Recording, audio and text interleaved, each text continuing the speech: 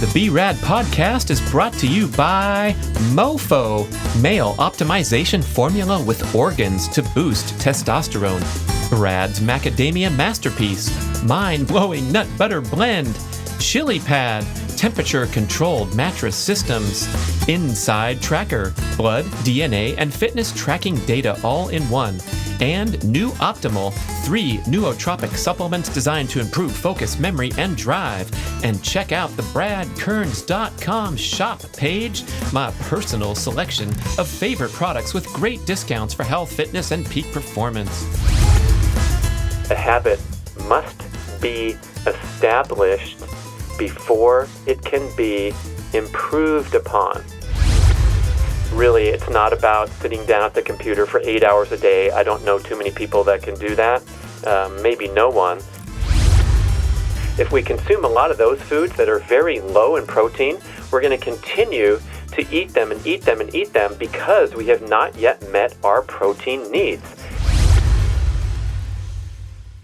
Hi, listeners. Welcome to part 2 of Brad's complete daily routine, fitness, food, fun, focus, and more. I hope you listened to part 1. We covered in detail waking up in the morning, striving for consistent bedtime and awakening habits, and then, of course, my award-winning morning exercise routine, talking about the rationale and the benefits for doing that. We also then talked about the various workout options that I indulge in on certain days of the week after the morning routine. Sometimes nothing, getting straight into the workday and what have you. But we covered 6 main categories of workouts that comprise my training regimen. That would be sprinting or jumping practice at the track, the big one, some home-based sessions that I do with the X3 bar, the stretch cords, the hexagonal deadlift bar, and the pull-up bar, providing all the options I need. The Big 5 workout as detailed on my podcast with Dr. Doug McGuff when I'm going to the gym and doing these single sets to complete muscular failure on 5 major full body functional movements. And then some other things like my quick sprint workout on the Carroll stationary bike or playing speed golf. And so those were my options that I covered in detail. And we're still in the morning hours and we ran out of time. We ran out of time and had to save the rest for part 2. And in part 2, oh my gosh, I mean, it's time to get to work after all that. So I'm starting into the workday, opening up that laptop, the ceremonial opening of the laptop screen to get going and get into it, hopefully with good success and focus. But as you'll learn on this authentic, open, and honest show, sometimes there's a little bit of drifting and things that I still need to work on, works in progress. So in any case, I'm either starting my official workday after the 40-minute morning routine and a little putzing around here and there, preparing myself my kombucha drink or what have you, maybe doing some minor household chores, and then finally getting into it. Or I'm starting the workday after the morning routine plus one of the workout choices that I detailed in the first show. And if that's the case, then time is really ticking here because, again, I'm not waking up at 0 dark 30 dawn. I'm usually waking up between 7:15 and 7:45 year-round. That's a pretty tight window there, but it implies or it ensures that I get a ton of sleep. So I'm usually sleeping right around that magical 9-hour mark, which a lot of people, that might seem ridiculous or extensive, but I really have discovered that that's pretty much what I need, especially when I'm trying to deliver some impressive exercise output over the course of the week, the months, and the years that are clicking away. So I do think I would probably get away and benefit, be fine with less sleep if I wasn't working out to that point where I'm pretty much pushing the limits of my capabilities. So there it is, 9 hours of sleep, then that 40-minute template, then a workout. If you're adding well at home, we're talking about getting into the 9s, the 9:30s, even the 10 o'clock if there was something going on, just tending to duties or whatever. And so there's a little bit of pressure and intensity built up if I haven't started my workday until kind of deep into the morning. And I wish I could say at that point when I do flip the lid that I go into my cave and start cranking away with peak cognitive performance. But this is also a weak area, because when I do flip that lid and engage with the world, connect with the internet, a lot of times I'm going into kind of routine tasks or house cleaning, things of that nature. Let's say looking at the flights on the wonderful Southwest airline website for an upcoming trip, or maybe there was some stuff I wanted to order on Amazon. Interesting food items, supplements, fitness equipment, apparel on eBay, used pair of shoes. I don't know what. Let's see, what do I order? Oh my gosh, talk about an open, honest, authentic show. Let's just jump right in there. Unfiltered commentary about stuff Brad orders on Amazon.com and eBay. Okay, here we go. Order history. Oh, all natural handcrafted gourmet black licorice. Yes, I had licorice on my epic Cactus to Clouds hike, the 13-hour hike on the single most difficult hiking trail in the United States of America, maybe the world, in Palm Springs, California. And with John and Philip, my boys, and they told me to eat all day long. It totally worked. And licorice was especially enjoyable. So I stocked up for the next epic hike. Here is a bottle of whey protein. I'm doing some taste testing in development of my own fantastic, amazing super fuel product coming soon. Here's another pull-up bar that I'm going to install a few inches off the ground to do the Nordic hamstring curls, some coconut cream for use in my smoothies, some healthy dog treats, some nasal strips for using in the evening to make sure I breathe through my nose as well as during workouts, another kind of skin serum since Ben Greenfield stopped making his epic, fantastic product. Now I have to go find something else. I bought Ben Patrick's new book, The Knees Over Toes Guy. It's called Knee Ability Zero. Oh my gosh, strolling. Look at all this stuff. I love it though, because that means I'm not going into stores. Here's the book, The Oxygen Advantage. I purchased that as a gift.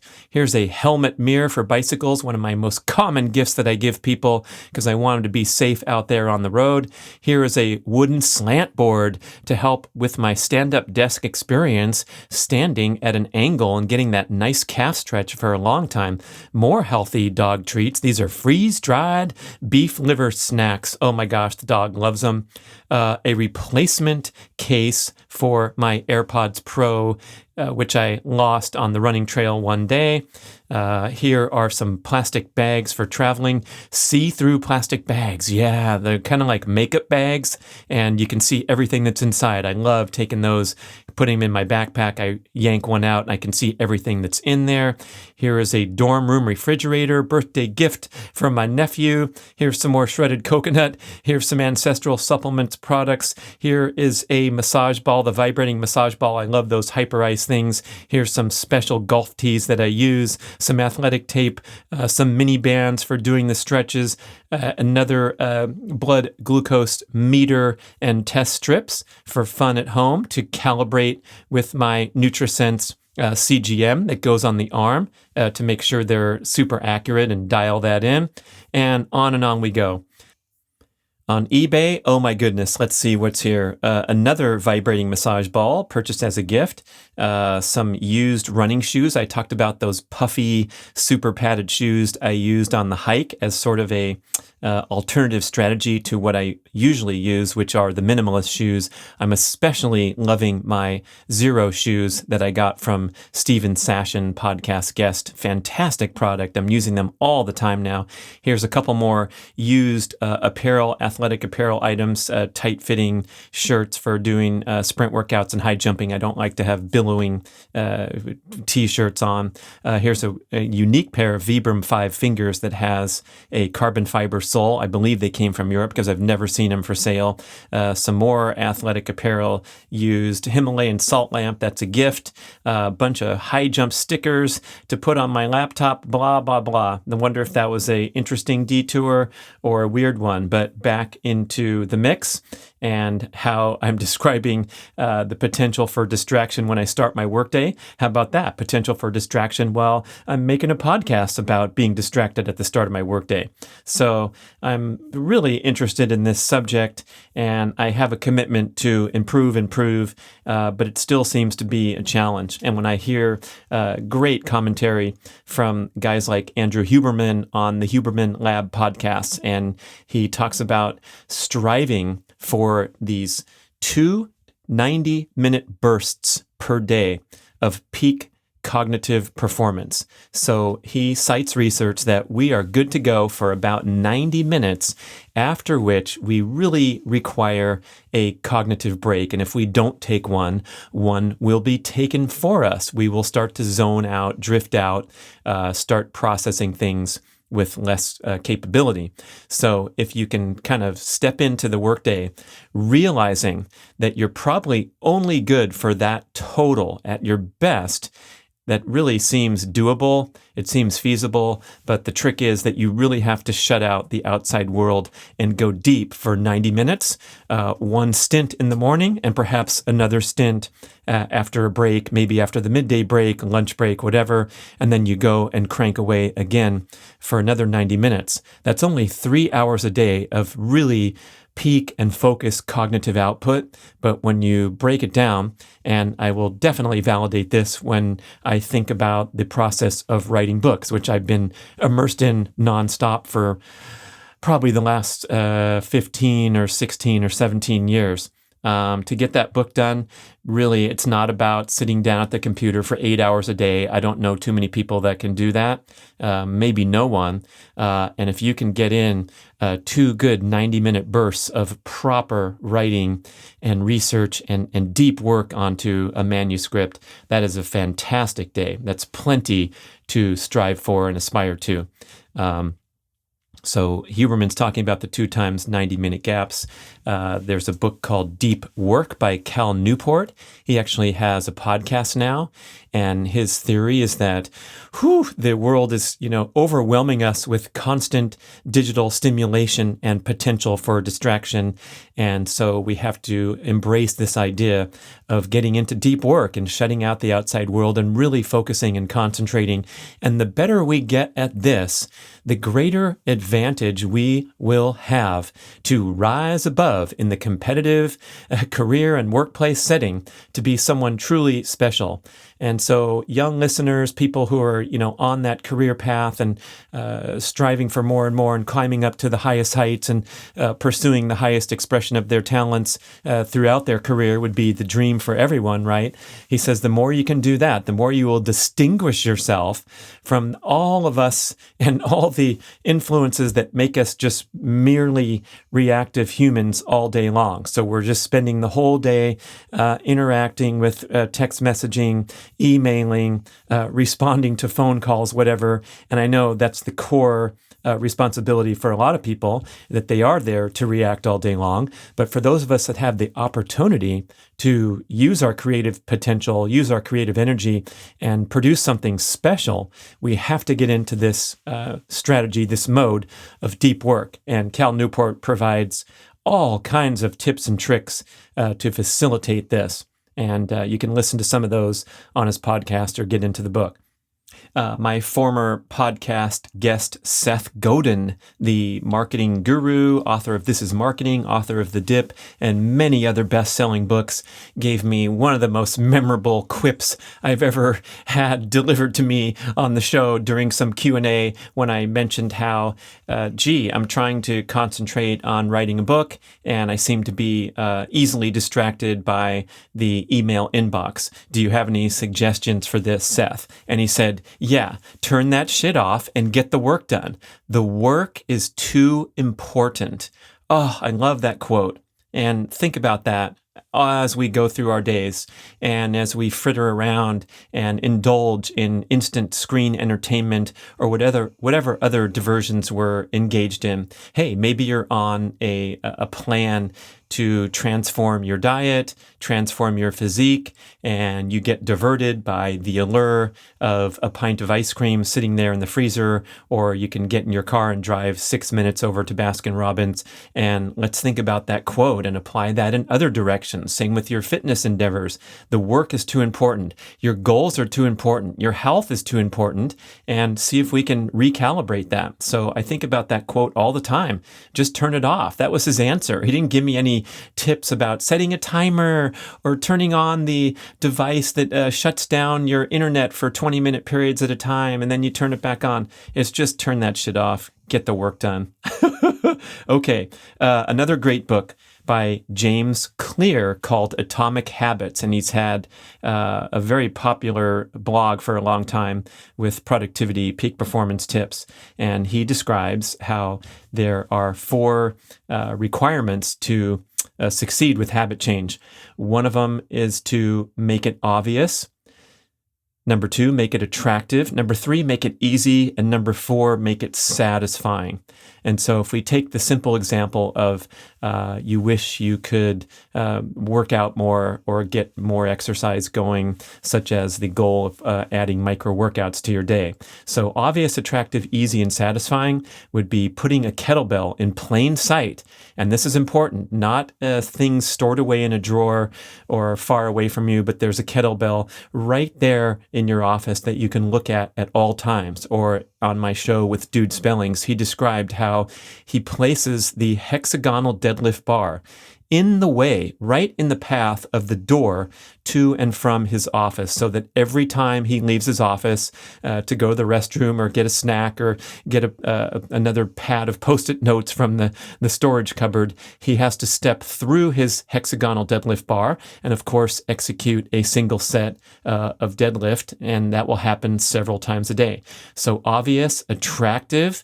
Attractive could be that you know that you're only doing a single set. So you're not interrupting your busy day with a 20-minute workout because that's been recommended and isn't that great. No, it's just a 30-second effort that's easy to do. And so that's number 3. It's attractive, it's easy, and then finally it's satisfying. So when you throw these things in, when you sprinkle these things in, you get that instant payoff, that instant gratification that it feels good to breathe hard a little bit and mix up prolonged periods of stillness and inactivity. So that's how to build in a good habit. And if you want to get rid of a bad habit, you just invert the aforementioned 4 elements: obvious, attractive, easy, and satisfying. So we replace easy with hard, and we replace the other ones with the inverse and make things tough. So if you're trying to stay away from the pint of ice cream that's in your freezer, guess what? Get it out of your freezer. Do not bring it into the home. Make it very difficult, and maybe put in some consequences and repercussions if you need to, such as accountability partners and things like that. I think you get the point there. And so another thing that Clear recommends doing is conduct this exercise called a habit scorecard. And that would be sitting down with a pad of paper and kind of describing what you do throughout the day and making a scoreboard to identify both good habits and bad habits. I guess that's what this exercise is all about when I'm making a show about my daily habits and routines. By doing so, I'm illuminating the good stuff as well as the bad stuff. And then finally, I love this one. He calls it the 2-minute rule. And that is the idea that a habit must be established before it can be improved upon. So when we're looking at this friction, this difficulty in getting going with a regular sustained exercise program, or transforming diet to eliminate the junk foods and the things that you identify you want to turn the corner on, you have to make it so easy and so doable that it truly does land in the category of habit, and then you can aspire to build upon that success. So I talk about the morning routine all the time, boasting about how it's now extended up to 40 minutes, and isn't that great for me? But guess what? First, I had to integrate the act of getting out of bed and exercising immediately into habit. So as I mentioned on the first show, this habit began with a very easy 12-minute sequence rather than the pretty difficult 40-minute sequence that it has evolved into today. If this 12-minute is too much for you to ask, too much to ask in the morning, hey, take a 2-minute commitment and say, I'm going to wake up and get out of bed and do the yoga sun salute sequence of stretches where you raise your hands over your head, you sweep them down, you sweep them halfway up to tabletop, you sweep up again. It's very common. You can look at it on YouTube or anything that takes 2 minutes. And do that and build some momentum. Do it for a week in a row. Do it for a month in a row. And when you have this 2-minute morning exercise habit locked in, then you can strive to expand it, modify it, and intensify your commitment. A habit must be established before it can be improved. And I think, oh my gosh, so many of us get tripped up here by setting ourselves up for failure by throwing down these amazing goals, and we're all good at writing down goals and specifying our goals and being, diligent with this exercise. But then if the goal is too daunting and it fizzles before it can be integrated into true habit. A habit is that automatic behavior that you don't have to think about. You don't have to use willpower, creativity, or any of these great forces that we can harness. You just do it without thinking about it. And the obvious examples are brushing your teeth and all the rest of them, fastening your seatbelt. Okay, so enough about that. And let's see. I'm trying to get into it to start my day. And on a good day, here's how it looks. Let's say the camera crew is coming over to film a day in the life of Brad Kern. So let's see what happens. Oh, look at that great morning exercise routine he does. And then very shortly, he's up at his stand-up desk cranking away. And one thing that gets me focused is an appointment for a podcast interview, right? So I know that at 9 a.m. I'm going to start on the very day that I'm recording this. I had an amazing conversation with Dr. Dom D'Agostino, expert on the ketogenic diet. And so I am on a roll. Having finished that recording, I'm standing here in the studio. It's all set up. The microphone is still plugged in. And so I will flow into recording another show. I also, when I'm in the mode here of recording, I will do all the peripheral work necessary to produce the show, publish the show at the same time. And that would be, for example, recording an introduction as I tee up the guest. I'm not going to do it a day later or 2 days later. I'm highly incentivized to get into the mix when everything is still fresh in my brain. And then secondly, that includes writing the written descriptions and setting up everything else and transitioning this material over to the team, the dream team, to continue the flow to the final published product. So I think that's really important. I think it's easier on the brain too when you stay focused on whatever project you're working on and bring it to some completion or resolution rather than having a bunch of loose ends.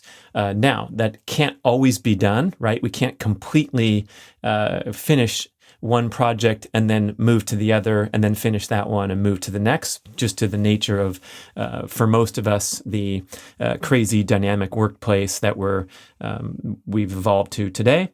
And so in those examples, I will say that I do a very good job writing down and keeping track of the loose ends that I need to complete. So I use the Notes program on Apple system. And so I can enter items onto my to-do list either on my laptop or on my phone, and the material transfers over. So that's great. When I'm on the go, I can add to the list. And when I'm here in the office in headquarters, I can also add, subtract, revise, edit the list that's going to mobile device. So that's really nice to just keep track of the things that you have to do that you can't get done right away. And also key, I think, to the success of this strategy is to refer to it frequently and keep it in nice top shape, edited. The things that you've done are off your list. It's not a ragtag haphazard list, but it's very active and functional. So if I'm not staying in perfect linear progression from task to task, at least I know what's ahead of me later. And I would really love to say that I could write down all the low priority stuff that come into my head, first thing in the morning or whatever, and then do them later, because there's a lot of recommendations. It's a very strong recommendation that when you're in your peak focus, that's when you should do your hardest and most meaningful work, and then save the airplane reservations for later, for example, in the afternoon, when a lot of us experience an energy dip and are best suited to lower cognitive demand tasks than our best stuff, our best material. But a lot of times I'm jumping the gun here, and I'm shopping on Amazon when I'm alert and energized, rather than doing it when I'm drifting away at whatever time of day where I've had it and I've drained my cognitive energy. So that would be nice, and that's a goal, is to kind of maintain a strict focus on prioritization, so that the low demand stuff can just get written down and taken care of later. And that's a work in progress. Okay, so on the good day, I'm in the studio recording podcasts, finishing all the peripheral information that I need to do to kind of package the show and pass it off in good shape. And a lot of times will flow into further recording. So in other words, batching my time at the microphone rather than plugging in haphazard manner. Okay, so recording is one major area of focus and emphasis, and the other one is to open up the laptop lid and start cranking on a manuscript, because I've been basically involved in a book project of one form or another nonstop for about 16 years in a row with zero break. So once one book was completed, the other book is somewhere in the starting phase, and then there's another deadline facing me. Don't ask me how I backed myself into this kind of corner, but it's been a nice journey, because I feel like very fulfilled. It's a great challenge, and you could call that one of the highest expressions of my talents and unique contribution. So I'm a book writer. However, unlike many writers, this is not a complete focus and devotion. I have all kinds of other stuff going, and have had that going for this entire time that I've been immersed in book writing. This would be marketing and editing and doing all manner when we were running Primal Blueprint Publishing. And so not only was I writing a book, I was editing and working with other authors as we published books from other writers during that time at Primal Blueprint Publishing, where we're also involved in different things like planning and executing live retreats.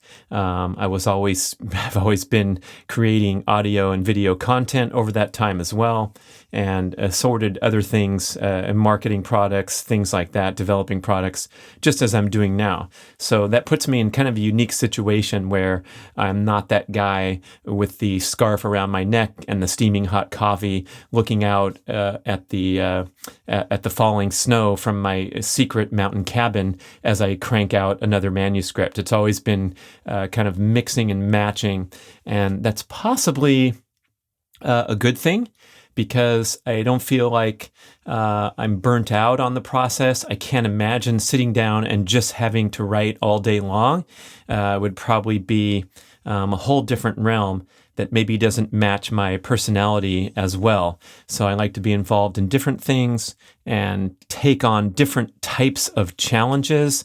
It's been extremely challenging to get the B.rad's Macadamia Masterpiece nut butter to market in so many ways and so many moving parts, from the initial development of the product to finding a partner to produce the product and deal with all the logistics and moving parts of becoming a vendor on Amazon.com, building and designing a website, all that fun stuff. And so if my brain gets to go there for a certain portion of the day, then when I sit down and focus on the task of writing a book, it comes with a little bit of balance there, where if that was all I was doing, that might be a tough challenge for me, more so than moving from one thing to the next. You know what I'm saying? So I'm not sure that's good advice for anyone who's an aspiring writer. There's probably a easier way or a more efficient way to follow that path.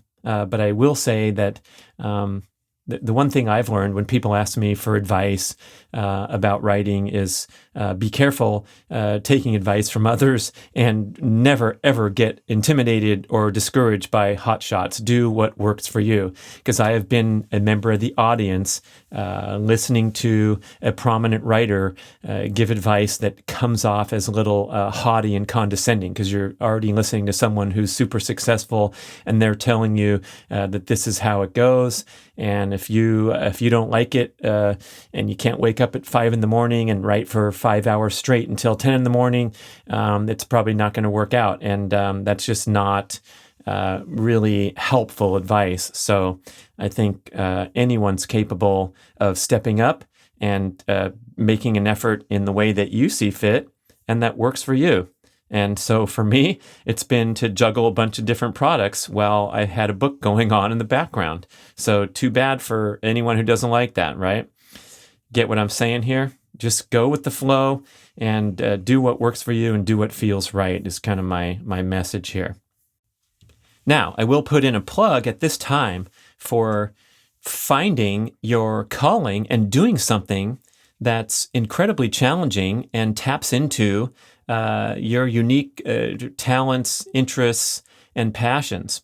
Because I feel like we're immersed in a world now where we have the potential to be constantly entertained and stimulated to the extent that we really don't create anything of meaningful value ourselves. We're just a consumer of information and entertainment.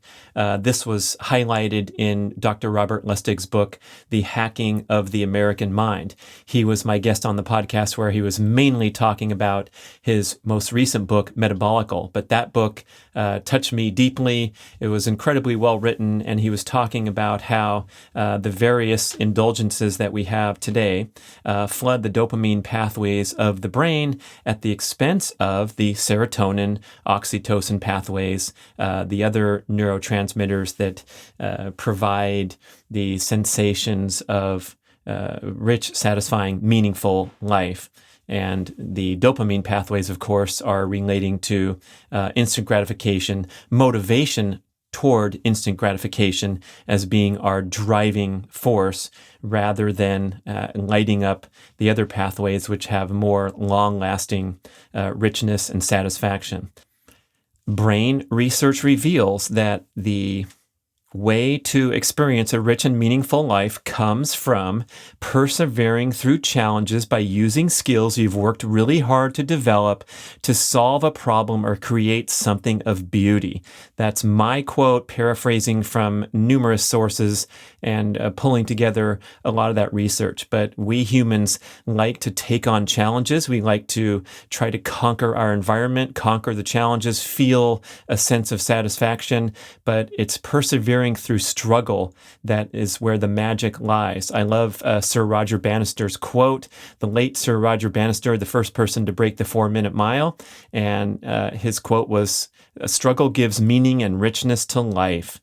And of course, he was talking about his pursuit of the world record in the mile and the incredible athletic accomplishments that he achieved.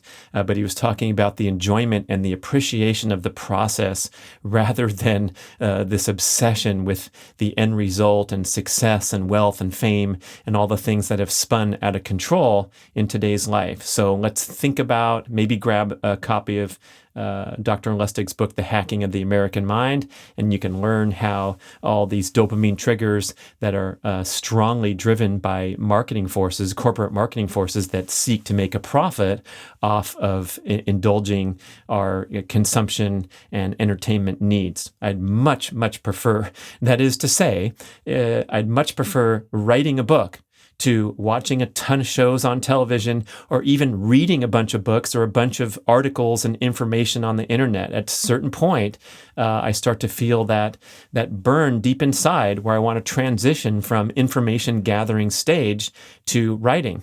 And I kind of do this backwards at times where, the proper way maybe to write a book is, in the old days, it would go to the library, check out a stack of books, take notes, formulate a plan, formulate an outline. But a lot of times I purposely go backward where I will just open up the file and start typing and start actually writing pages of the book before I properly know entirely what I'm talking about. And then I will kind of back into my story after a bunch of stuff is written, because I want to make it purposely hard out of the gate rather than sitting back in my relaxing chair and reading a bunch of stuff other people wrote that will help me one day write the book. I'd rather kind of fact check after I talk out of my ass and write a bunch of stuff and then realize, I was off track a little bit here. These two books really told the story well, and that I can correct and revise my work as an editor, having already written something that maybe came from the heart or came from my own inference that can be improved upon after I do the research. You get what I'm saying? And those are just little tricks and devices to try to continue to move forward with a manuscript project rather than get stuck. People call it writer's block, where they're just reading other stuff all day and they can't type on the blank screen. And that's never happened to me because of this strategy where I just start cranking away and writing down what I'm thinking, what I'm feeling, and then work through it later. Okay, so the reward and the satisfaction of persevering through challenges by using skills that I've worked hard to develop, that I think is the essence of a rich and meaningful life. And of course, that comes from writing books, and it comes in many other pathways too, especially the pursuit of athletics and fitness goals. Oh my gosh, if it were easy to jump over the high jump bar, it wouldn't be as fun as when I'm super frustrated out there and almost to the point of, breaking down and screaming in the air, like, why can't I get this technique attribute right?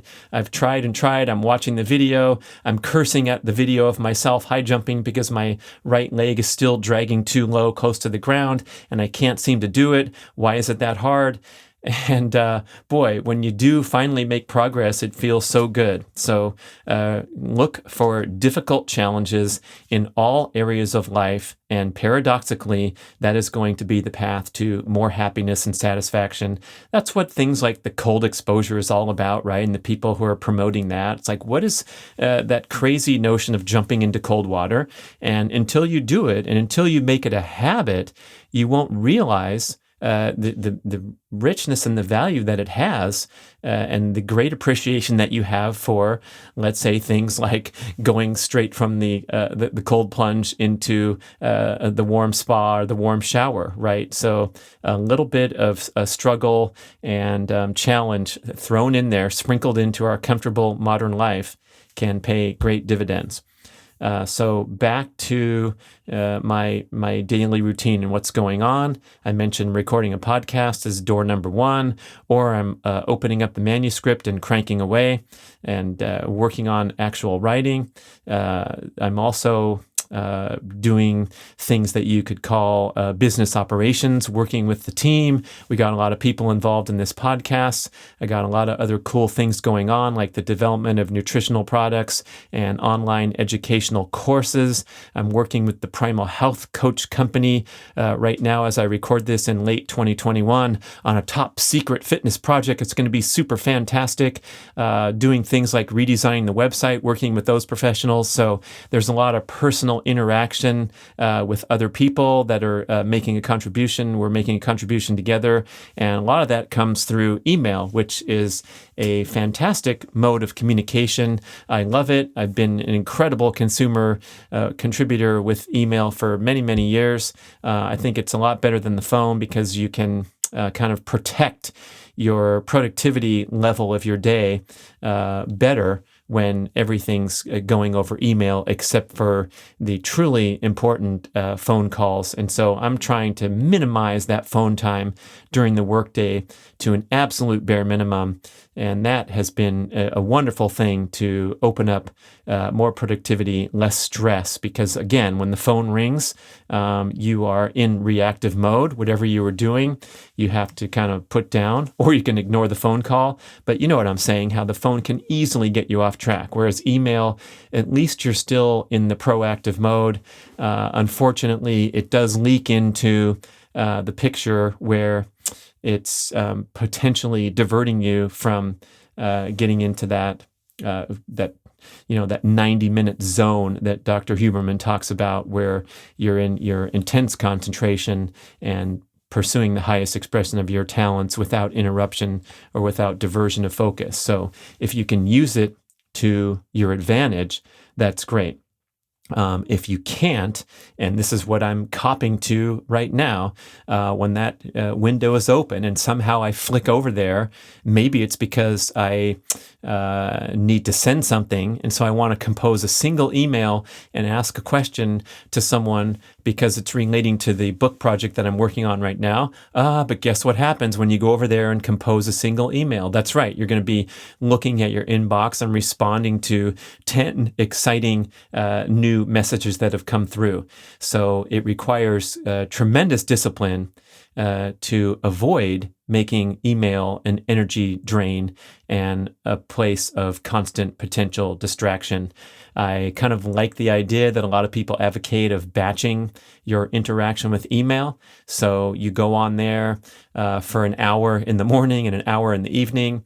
And I've never really executed that well myself for some reason. But it's one suggestion that seems to make sense if you have that discipline and if it can fit with the workplace dynamics that you have. Maybe people are waiting 5 hours for your reply, so that's not really going to work for certain people where the team is counting on you for a prompt response. I also like the idea of striving to maximize your efficiency with your use of email, like concise answers, having pre-printed responses to things that come up commonly, right? If I get a bunch of questions about this or that, I'm going to paste in a prepared response, maybe edit it a bit from the template, but that can be a really good time saver.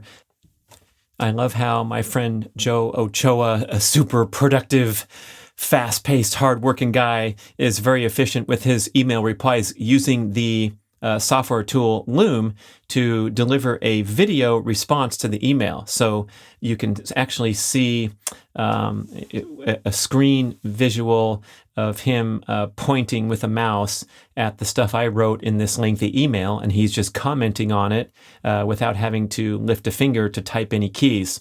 Greg Merrilees of Studio One Designs, the people who redesigned my website in Australia, fantastic company, and that's how he communicates with his clients as well. He just flicks on the camera and says, "Hey, here's what I think about the last 4 emails that you wrote me." So people who are immersed in a lot of back and forth, maybe think about some of those tools. Okay, so that was a look at the things I might be doing during my workday, right? And I will admit to fooling around plenty and frittering away time with this thing or that thing, especially doing stuff around the house. Maybe it's a micro workout. Maybe it's going and making a meal and, I should go make some more kombucha as well. So the quick snack or the quick meal turned into a longer period of time in the kitchen. But I also will admit that I'm totally dedicated to pursuing the highest expression of my talents, my gifts, my passions by creating content and spreading that message. And so I love doing that. I love being productive. I love spreading the message. And I'm totally committed to the process such that even if no one listens, even if no one's out there commenting or liking or buying the book, it's still, that's my calling, and I get great satisfaction from the process of cranking out content in this example. And believe me, this has been the case because I've written over 20 books at this point, and a handful of them no one's ever read. They were never published. It was just the journey of writing the book, improving my skills as a writer. Some of the books we've had great success with, and that's really nice to have a winner.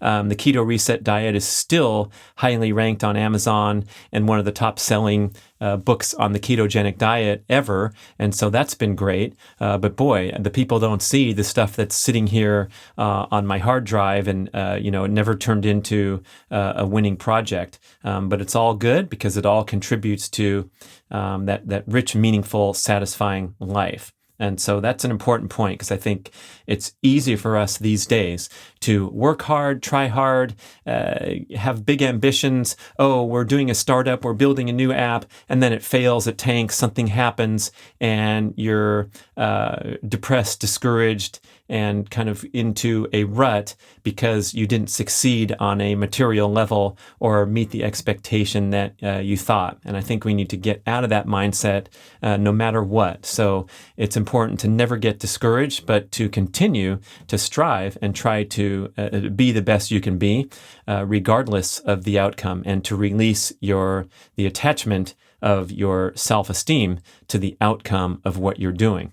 I'm really enjoying how some of the leaders, cultural leaders, business leaders are conveying this idea more and more in recent years. And a lot of times it might seem like blather when you listen to a billionaire interviewed on the podcast and his main goal in life is to give back and see how he can be in service to others and all that great stuff. But then you start to realize that they really mean it and they believe it. And we've had kind of a transition in the nature of the economy and society to the extent that you can actually march through life with this goal of being in service to others and making a contribution and giving and be rewarded for it in a way that maybe was more difficult when the economy wasn't so smart, intelligent, and using the internet to connect people. So by that example, I mean, hey, look at these people on Instagram who are posting great videos every day about how to exercise. And these are some interesting techniques that you can use here and there. And everything's free. You never have to buy anything from them. But of course, people are going to drift over and very likely purchase some of their for sale content. But that being said, boy, you can just spend the rest of your life on YouTube and become highly educated without having to participate in economic transaction. And that's really cool. Okay, so on a good day, I'm creating content and I can have something to show for it at the end of the day. But typically what's happening at some level, either mild to severe, is I'm doing what my former podcast guest Gretchen Rubin called procrasticlearing. Procrasticlear time. What that means, as you can guess from the term that she made up, is somehow getting your mind right, getting your mind clear so that you can immerse yourself into deep work. but it's kind of a little game that we play. I know it especially comes up for me when it's time to get deep into the incredible challenge of working on a manuscript, is I will do other things instead in the name of clearing my mind and getting my thoughts sorted out or my errands knocked off before I start in with the book. So, oh yes, there's some travel plans to make. There's some bills to pay. There's some crap to buy on Amazon. Oh, and then there's this household chore because it seems like it is time to vacuum. And then and only then will I feel motivated and clear-headed enough to plunge deep in. I think in a way, I'm not going to beat myself up too bad over this. Maybe you can relate. Maybe you do this yourself. But I notice when I'm procrastinating extensively that finally, ultimately, some pressure and some energy will build up internally to the point where I get a little chippy with myself going, all right, now come on. You've done enough chores. Get your ass up to your screen and start in.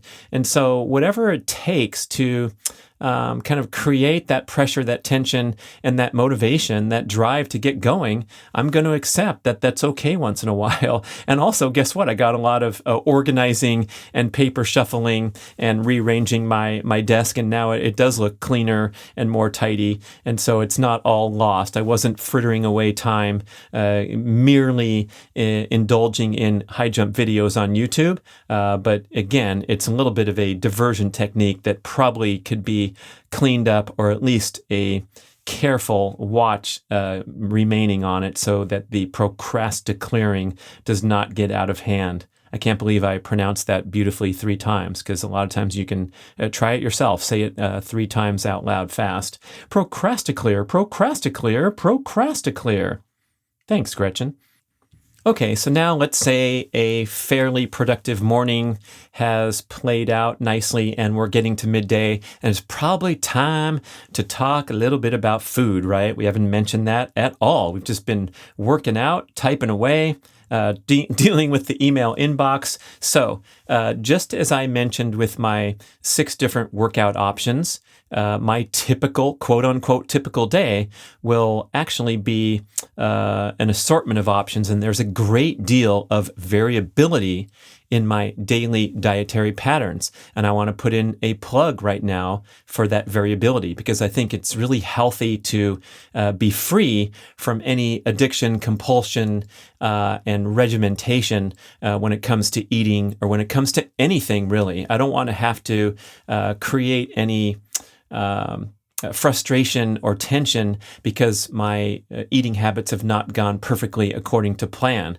So I want to be open and flexible and realize that if you do the hard work to become fat adapted, that you don't have to rely on regular meals as we have been trained to our entire lives when we're immersed into that high carbohydrate dietary pattern, where our primary source of energy is dietary carbohydrates rather than the primary source of energy being stored body fat, which is ideal for human health and longevity. So that's the long way of saying that I don't really need food to start my day or even continue deep into my day. So that's one of the choices. Number one would be if I'm busy, if I'm on the camera, on the microphone, and there's no break, I'll have absolutely nothing until I'm just starting to build up hunger sensations eventually.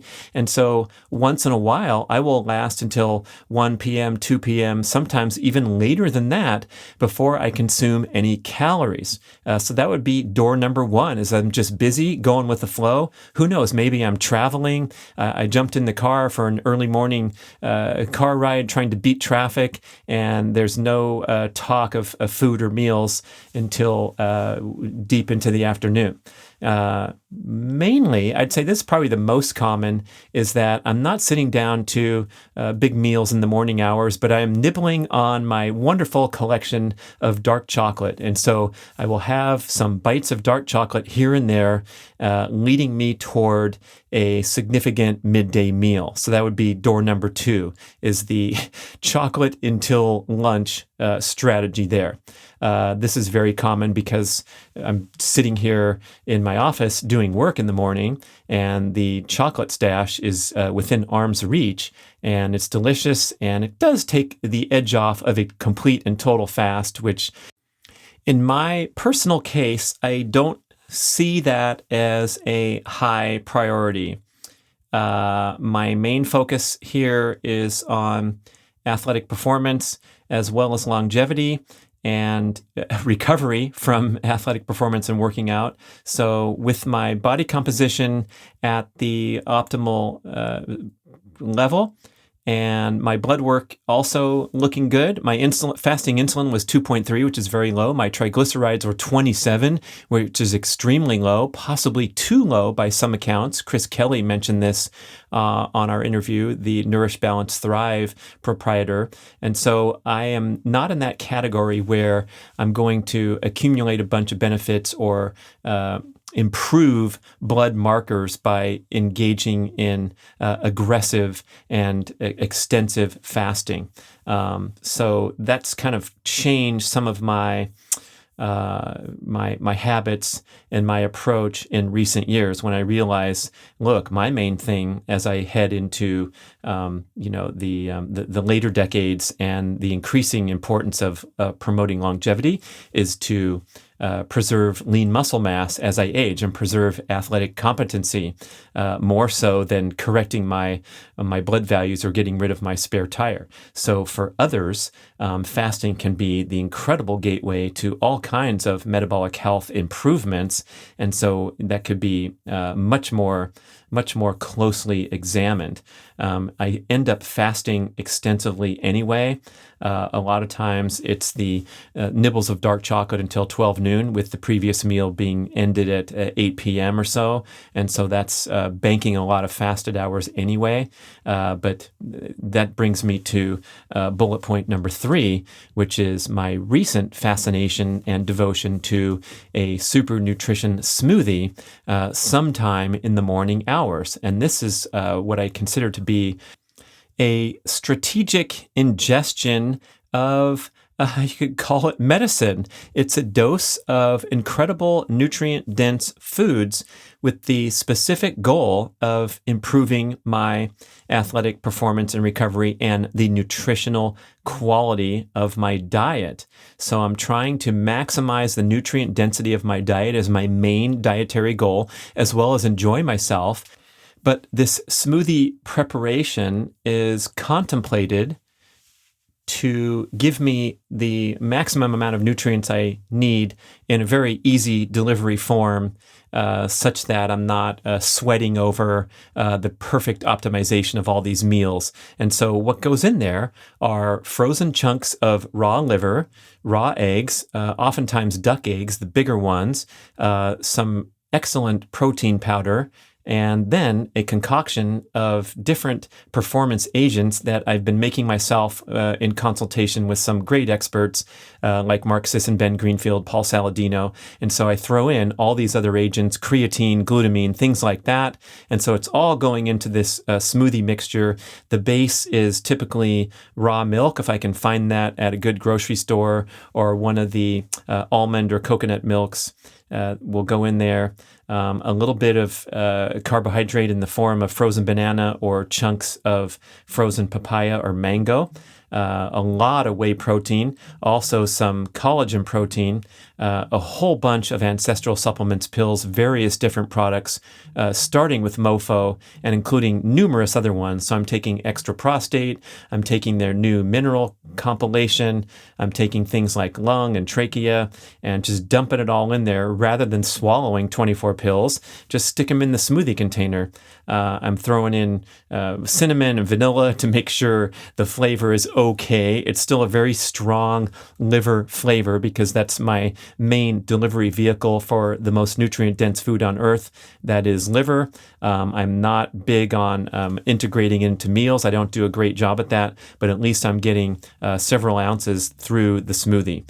And so, again, this has been a devotion that's been only in the recent year or so, but I think it's been working great for me to get all that nutritional density in and blend it up and drink that. And of course, it's extremely filling when you heard what goes in there.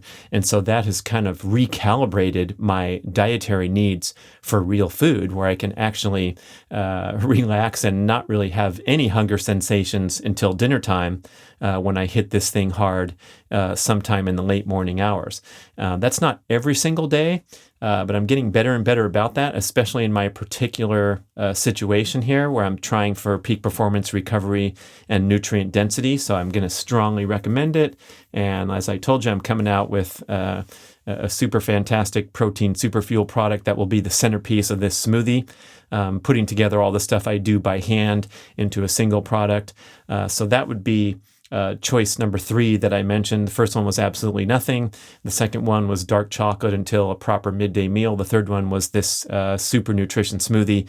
And then the fourth one would be describing when this proper lunch comes about. And usually I'm very narrow in my food choices because I love every single day. I'm like, what should I make? And I'm going to make eggs, steak, and the fried mini corn tortillas to wrap it up and send it down. Delicious. I put a little Cholula sauce on there and oftentimes guacamole or avocado. I've taken pictures of these preparations on my Instagram, and you can see some of the stuff I post there. They're pretty similar, right? So I'm not getting incredibly creative in preparing these gourmet meals. So that is the food discussion getting us to midday. And we'll talk a little bit more about food when we talk about the evening meal. So that brings us into the afternoon hours. And I'm still trying to stay focused and productive. A lot of times things can throw me off, such as a mere trip to the kitchen for a meal. And especially if I'm having to run around somewhere outside, as you can hear from the recording so far, I'm trying to stay in the control tower, so to speak, and getting out and about and running errands. I absolutely despise it. It causes me so much a diversion from focus. And so I'm trying to minimize my trips out into the world, especially for shopping and going to stores. That's why I'm so happy to be able to shop on the internet and not have to be running all over town. It's really hard for me to gain momentum after a binge of errands because guess what? Oh, what's near the next errand? A golf course. Oh, right. I'm going to go hit some balls. And there goes another 45 minutes. And by the time I get back, I'm maybe tired from running around town. And it doesn't work great for me. So when it's time to run around town, I really do like to batch that. So I'll build up the pressure for days and days. And by the time I'm midway through the week, I haven't left the house yet, then I can go and do 6 things at once. That's great. And no discussion of the afternoon time block would be complete without mentioning the all-important nap. And I've definitely become a professional napper in my adult life. I think dating back to my days as a professional triathlete when I was training so hard that I absolutely positively had to go down for around 2 hours every afternoon to absorb all the workout stress and then get up again and have to go do another workout after the nap. And boy, those were tough days, man. That was a rough feeling. When you wake up from that nap, you feel a little groggy because 2 hours is a long duration for a nap, realizing that I was still facing a swim workout that evening or a run or whatever was still left on the slate.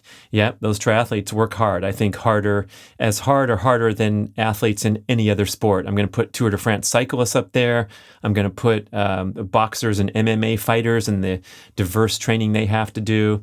Maybe a basketball player, especially at the NBA level where they're playing, 82 or more games per year. What an incredible grind and the diverse athletic skills necessary to excel in basketball. But as far as pure endurance training and getting out there and working hard in 3 different sports, the triathletes are very impressive. I can't even believe the regimen that I adhered to back then.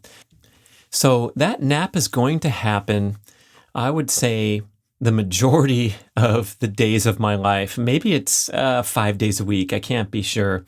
but I usually have fantastic benefits experience from even a very short duration nap. So I have no problem fitting this into my schedule, so to speak. And I will go down for around 20 minutes. And I usually notice, because I'm using the Raindrops app on my iPhone, and it tells how long the rain has been falling. And so I realize that my nap was only 20 minutes, but I wake up feeling fantastic. And yes, indeed, I almost all the time actually fall asleep and go out as soon as I close my eyes. And I think this has been from devoted practice and habit forming. I talk to so many people that say, oh, I can't relax. I never take a nap.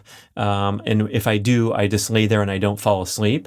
And I think we have to give ourselves permission to go down for the nap, get a beautiful environment where it's completely dark, ideally, and you have a white noise machine or things that unplug you from any potential disruption, even mild disruption, and then give yourself permission to nap for as long as you need. Because I think one thing that messes us up is knowing that we only have 30 minutes before an important engagement later in the afternoon, and we don't really relax fully or get into that parasympathetic state because our mind's racing about what's ahead.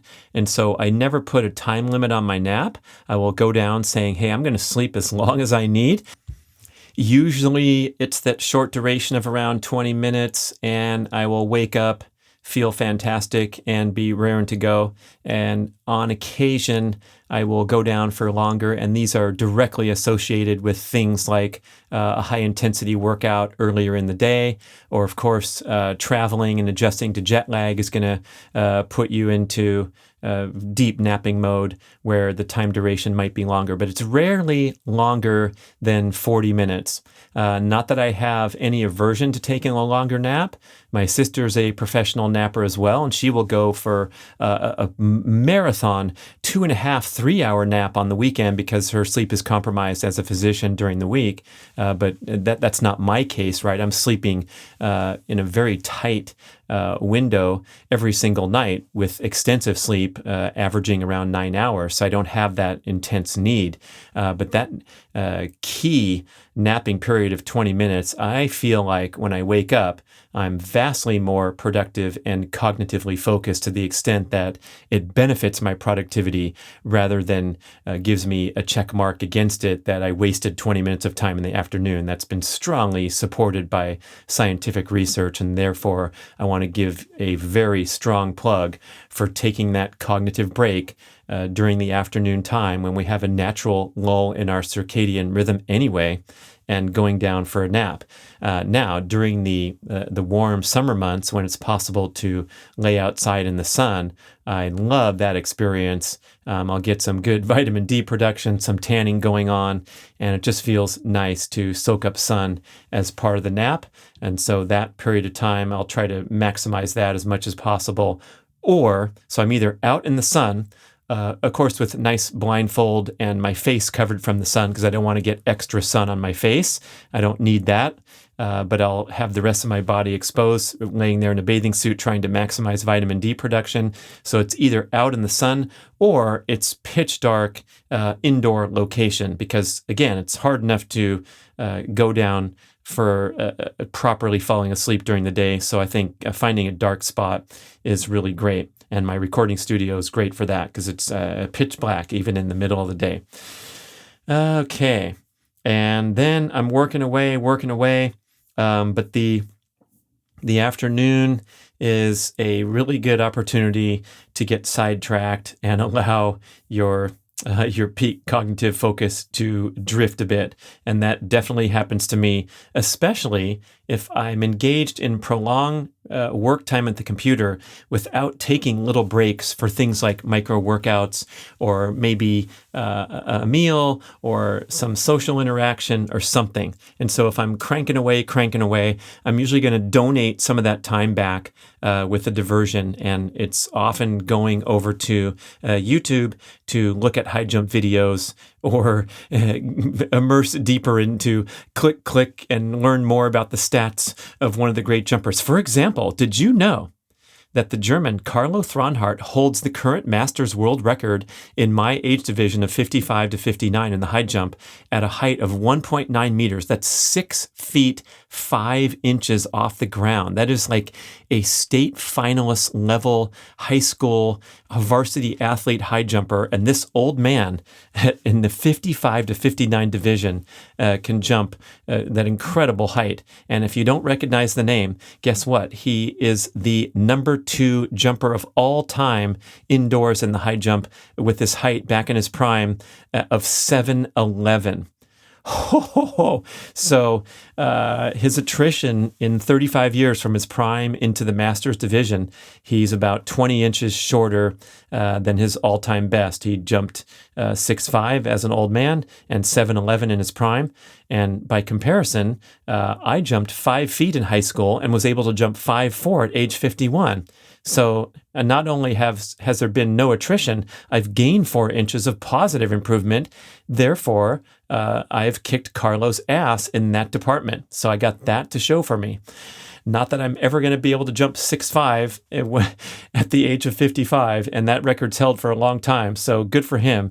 And it really is cool to see a former elite level, the highest level of elite performer, continuing to enjoy his passion 35 years later. So he must be doing a lot of things right. And that's a good example of getting diverted. So here we are back with the show after that nice little high jump interlude. One great thing to do in the afternoon is a little micro workout. So that'll get the blood flowing, the energy boosted again, the cognitive function back a little sharper. So if you can grab some time and go do a set of deadlifts or a set of pull-ups, or one thing I do is I just sprint up the flight of stairs any and every time I climb stairs throughout the day. So if I see a staircase, it's meant for sprinting up. And that's kind of fun, and it definitely breaks up the day. And then I don't mind going up and down stairs. I forgot something. I don't care. It's just another opportunity to attack the stairs. I also find that if I'm really cranking, that my brain needs a break over and above the nap time. And one thing I'll do, especially on a cold day, is just jump in the hot tub and zone out for anywhere from 5 to 15 minutes. And I think this is a unique genetic particular to me, that I need this brain break, but I just can't sustain that long-term unbroken cognitive focus. I find that my brain will just fry. And I know Mia Moore's different. She can crank away for 12 hours straight, seemingly to no ill effects. But I'm sort of this crash and burn type of pattern where I can go. Maybe I'm getting some good work done on my manuscript, but I will soon be found sitting in the jacuzzi, just zoning out to kind of recalibrate. And so I gleefully take those opportunities to stay finely tuned and try to be aware of those times where the brain does need to turn off. I think we're so bombarded with digital stimulation that we can kind of compromise these precious moments that we used to have routinely. So when we were standing in line at the bank or the grocery store, or sitting at a red light and zoning out, we don't have those anymore, because now we're playing a podcast or doing something to keep the brain constantly stimulated. And this modern life is sometimes overwhelming to me, to where I'm just cooked out and I need to go zone out. Okay, so that kind of covers the afternoon time. And now, as we wrap up this whole thing, we have a few comments to make for the evening, and then we will finish the journey around the clock. Okay, so by and large, I get all of my exercise, working out done almost entirely in the morning hours, save for little bitty micro workouts that might happen throughout the day, except for that golden opportunity speed golf window, which is the final 30 minutes before dark. So if it's one of those days, I will rush over to the golf course and get there and head off to the tee right before dark to ensure that there are little or no golfers remaining on the course, especially if I'm starting on the front nine, right? Everybody's almost finishing before dark, but I can cover 9 holes easily in around 30 minutes. And so I can get a lot of golf in a short time and be back home before you know it in time for dinner. So I was doing this incredibly frequently when I was obsessed with speed golf for many years. And then I went on this cold turkey 18-month away from even swinging a club. Don't ask me why. And that's another personality attribute. Like, what are you talking about? I lived and breathed this sport for 4 years. And then I became totally obsessed and captivated with high jumping and sprinting.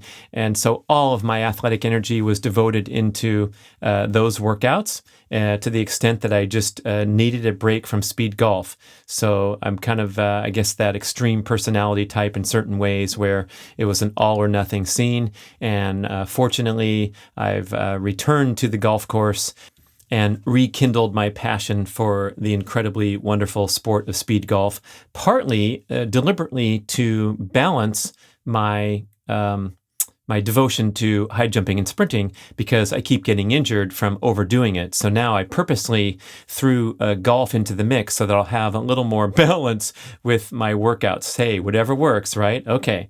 So if I'm out there on the course, I'll get a quick round in, I'll be back home.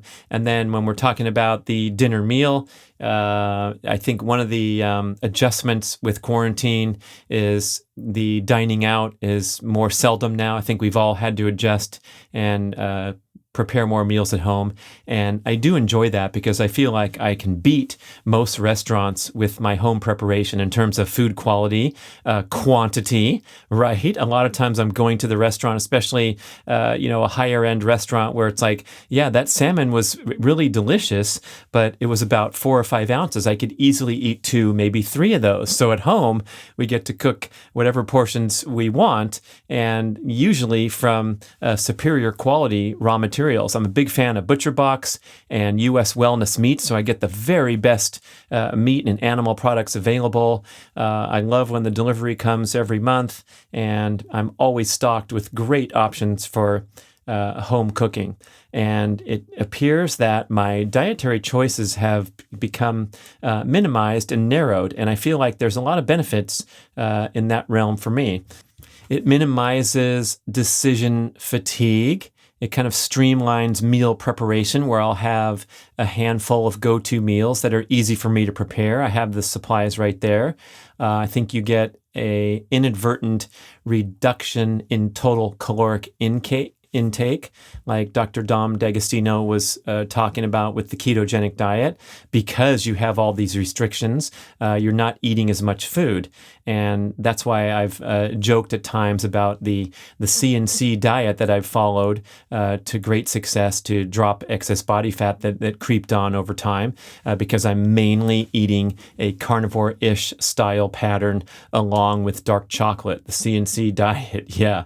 So I have my go-to meals, steak, salmon, not much turkey or chicken anymore because they have an inferior nutritional profile to red meat. So I'm really loading up on the red meat, grass-fed beef from ButcherBox, different cuts like ribeye as well as ground beef. It's always wild-caught salmon, of course. And I have this oxtail stew that I make is fantastic in the crock pot. It lasts for several days. I make huge portions. And then the mini corn tortillas will often find their way into the meal. And I pan fry those with delicious first cold press extra virgin olive oil. And I just I could eat the same thing every day. As far as carbs, I'm getting a sufficient dose from the incidental carbs found in dark chocolate, in my smoothie, as I mentioned, with those frozen fruit opportunities going in there. And then frequently sweet potatoes or squash or things like that will be participating in the evening meal. We're especially fond of these purple Okinawa-style sweet potatoes that are dark purple on the outside and dark purple all the way through the inside. Don't get confused by the ones that are purplish on the outside and then light on the inside. And we enjoyed these on the big island of Hawaii. And now it's like they're hard to find in stores, but delicious. Dark purple, great source of fiber, and the nutritious carbohydrate that can be a good addition to the diet if you enjoy them. And in my case, I feel like they help me with recovering from especially high-intensity exercise. So my carb intake will be somewhat aligned with the training load to the extent that I kind of naturally gravitate toward bigger servings of carbs when I'm in the aftermath of high-intensity workouts. So that's kind of the home preparations. And then if we are dining out, I'm going to try places that I can't replicate easily at home, right? I think that's what dining out should be all about. So we'll definitely hit the happy hour sushi, the P.F. Chang's. The chain has a nice happy hour. And then there's a guy that sets up a taco truck on the weekends, making absolutely fantastic, fresh made right there on the side of the road. You just pull over and order up. And he has some organ options too, like buche, cabeza, and tripe. Tripe is stomach. Buche is the throat, the cabeza is the brain, and making little tacos, mini street tacos out of that. Fantastic. One key point that I'm trying to make here is that I'm not on this gourmet whirlwind mode where I'm slaving away on these exotic preparations. I'm keeping my general dietary patterns very simple. And there's a lot of fasting and meal skipping going on, or odd timed meals going on. Sometimes I'll feel super hungry at 4 p.m. I'll cook up an entire pound of ground beef, throw some other stuff in there, maybe some eggs, the mini corn tortillas, of course. I'll eat a ton at that time of day. And then the rest of the night will kind of drift away into maybe some dark chocolate and maybe the occasional bowl of popcorn that I've talked about so many times, including the entire show titled The Fatty Popcorn Boy Saga. So what I don't need is this constant requirement for indulgence and entertainment and knocking my socks off with amazing meals.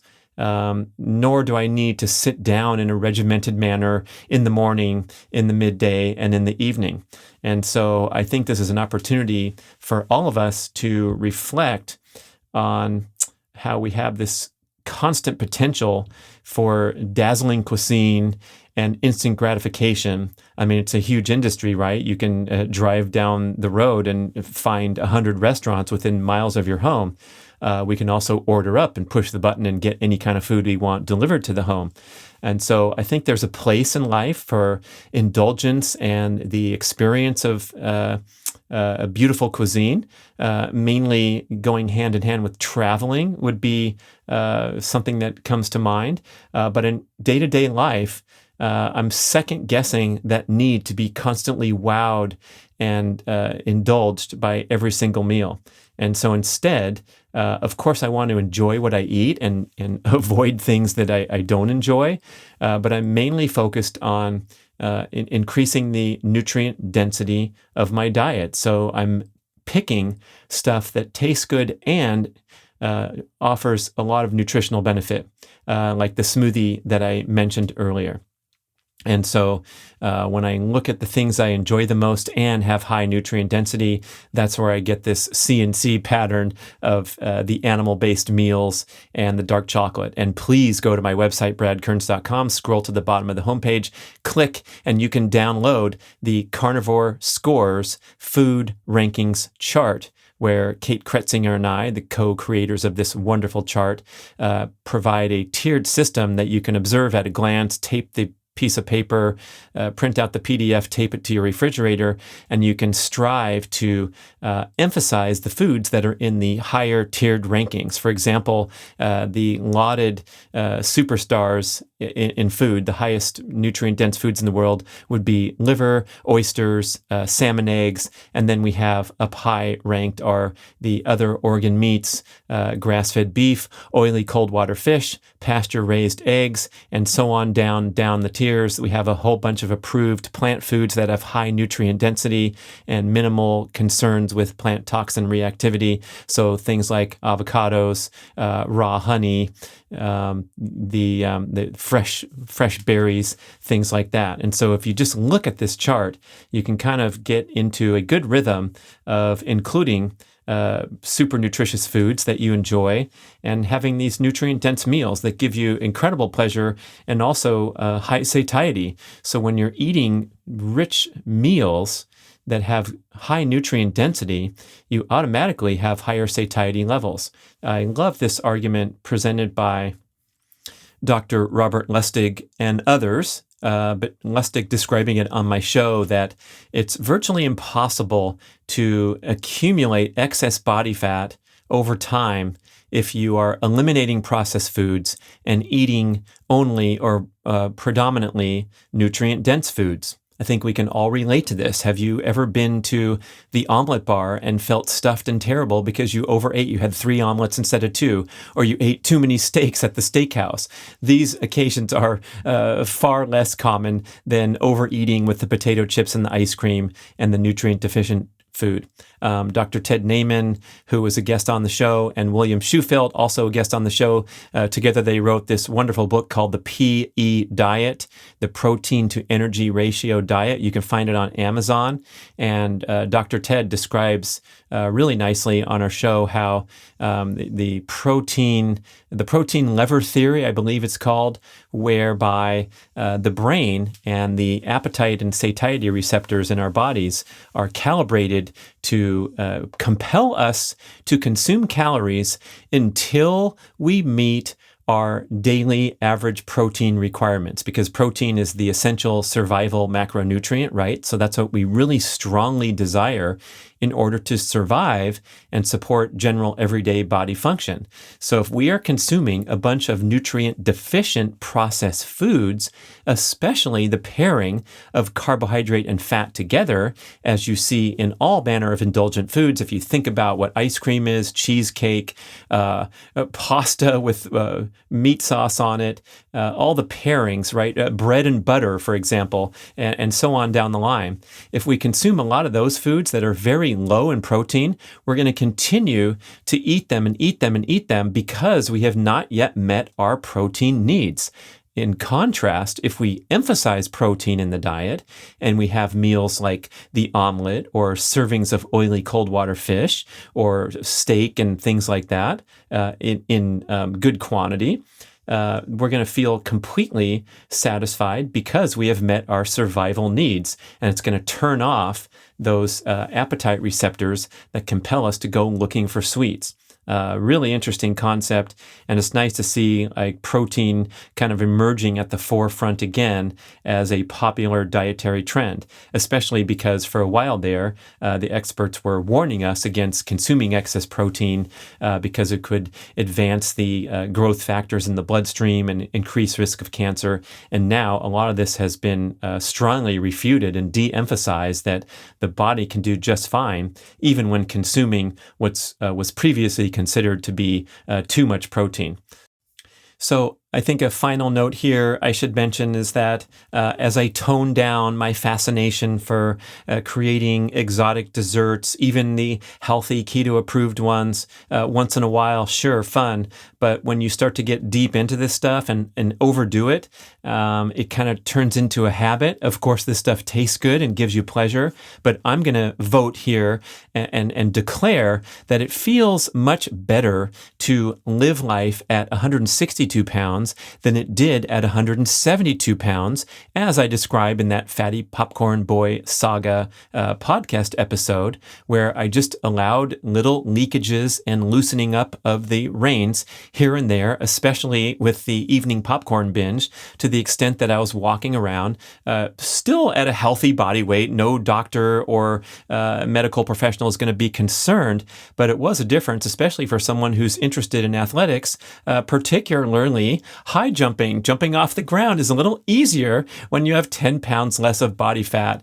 And I thank so much my private high jump coach that I've met here in Sacramento, the former Olympic triple jumper, Victor Sotnikov, when we met on the very first day, when I was so excited to find an actual Olympian and longtime elite level coach available for hire that could help me with my high jump.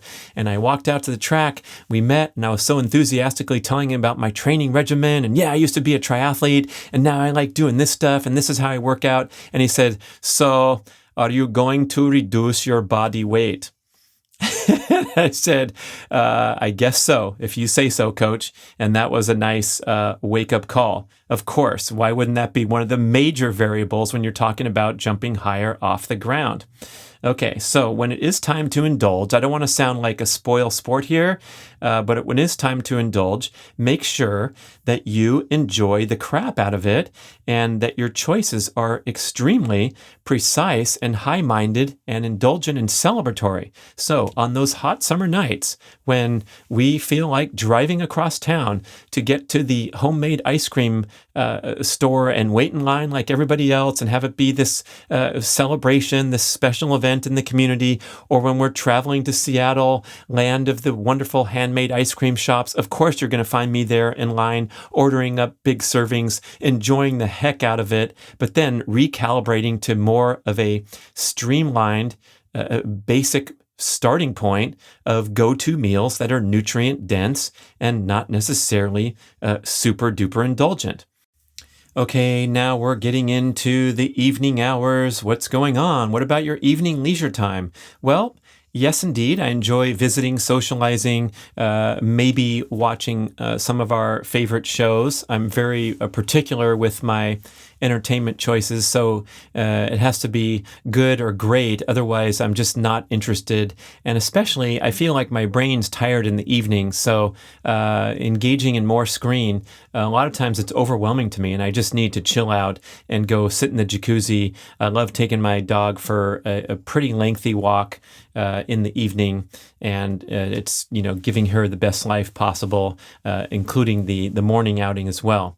So the other thing I have to mention is that if I have been goofing around sufficiently during the day, I'm often compelled to catch up. And so I wish I could say it's always evening leisure time, but a lot of times I'm sitting there with the computer on my lap because I was out there playing speed golf before dark. And in the wintertime, that means I'm departing from the workplace at 4 p.m. or 4:15. So that's pretty early knockoff time. Or if I've been working out a lot in the morning, sometimes those morning exercise session, high jump session, coming back, recovering, making the smoothie, and then I'm starting work really late, and so I'm on the catch-up mode in the evening, and that's okay. I'm okay controlling my own destiny here, and I'm not complaining about it. So speaking of the good shows, Curb Your Enthusiasm, hard to top that one. Watching Office reruns with my daughter, the ultimate Office aficionado. Of course, a movie, carefully picked movie. Enjoying the morning show with the great actors involved there.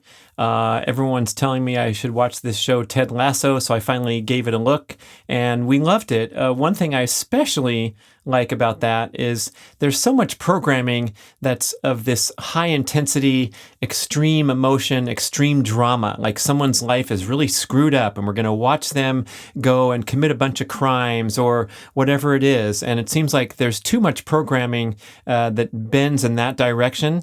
And I think it has high shock value to the audience. It draws you in. But I'm tired of watching that crap. And so watching this guy with this ultimate positive attitude and positive energy, yeah, it's really fun. And I think we need more of that, like lower shock value, destruction of society type programming that, the murders and the investigations and all that stuff. It goes on enough in real life, huh? So that's my vote for more lighthearted stuff. I guess the comedy stuff like Curb Your Enthusiasm and The Office would fall in that category too. So there you go. There's my preferences.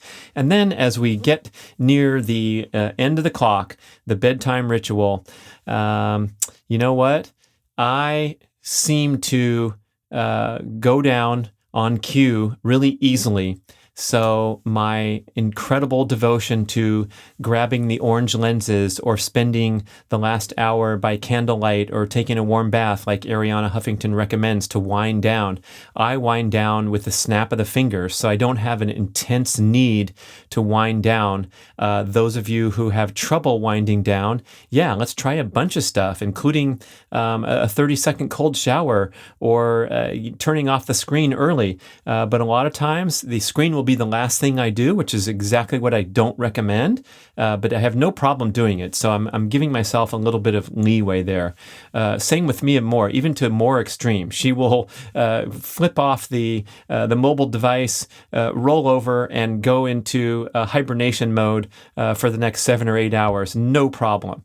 And so right around 10 p.m. is when the dim light melatonin onset floods my system big time, and I start to become non-functional really quickly. I'm just ready to go down, and I fall asleep with no problem. So I'd say the lights out are almost always around 10:30 p.m. with very minimal standard deviation from that 10:30 p.m. lights out.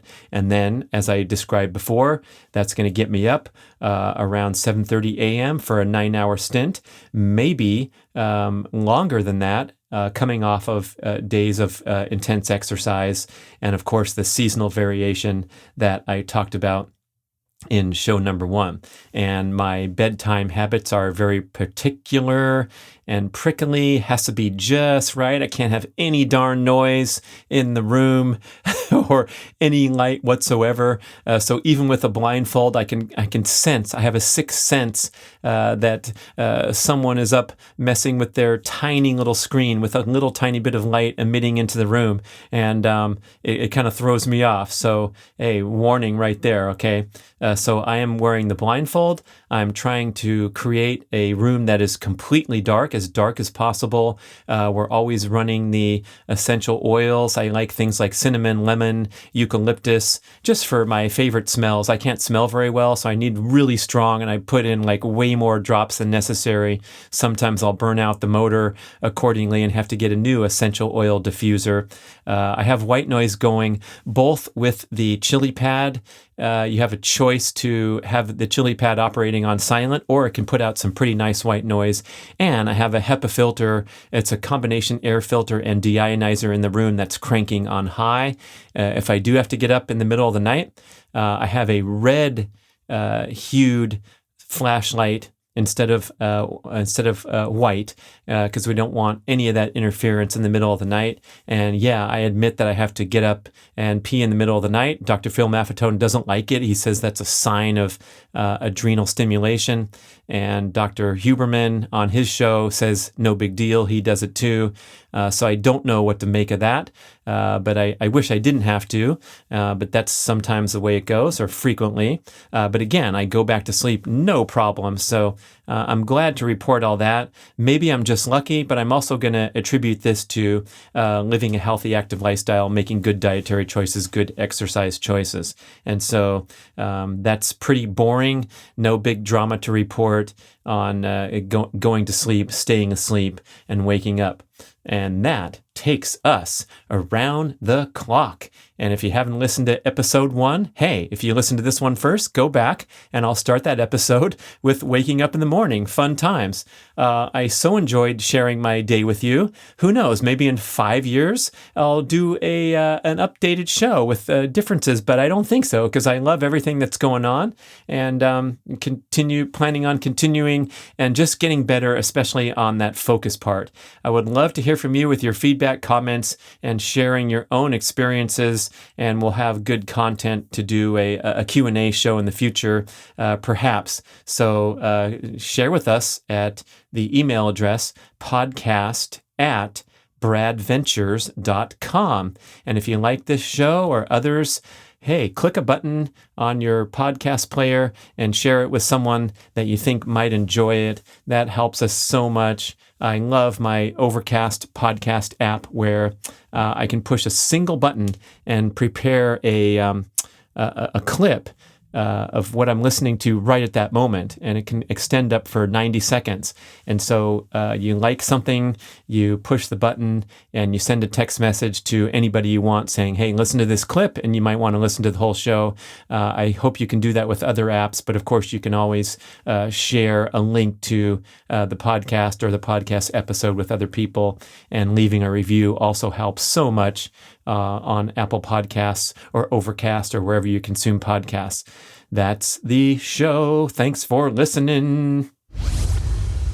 Thank you for listening to the show. I love sharing the experience with you and greatly appreciate your support. Please email podcast@bradventures.com with feedback, suggestions, and questions for the Q&A shows. Subscribe to our email list at bradkearns.com for a weekly blast about the published episodes and a wonderful bi-monthly newsletter edition with informative articles and practical tips for all aspects of healthy living. You can also download several awesome free ebooks when you subscribe to the email list. And if you could go to the trouble to leave a 5 or 5-star review with Apple Podcasts or wherever else you listen to the shows, that would be super incredibly awesome. It helps raise the profile of the B.rad podcast and attract new listeners. And did you know that you can share a show with a friend or loved one by just hitting a few buttons in your player and firing off a text message? My awesome podcast player called Overcast allows you to actually record a soundbite excerpt from the episode you're listening to and fire it off with a quick text message. Thank you so much for spreading the word. And remember, be rad.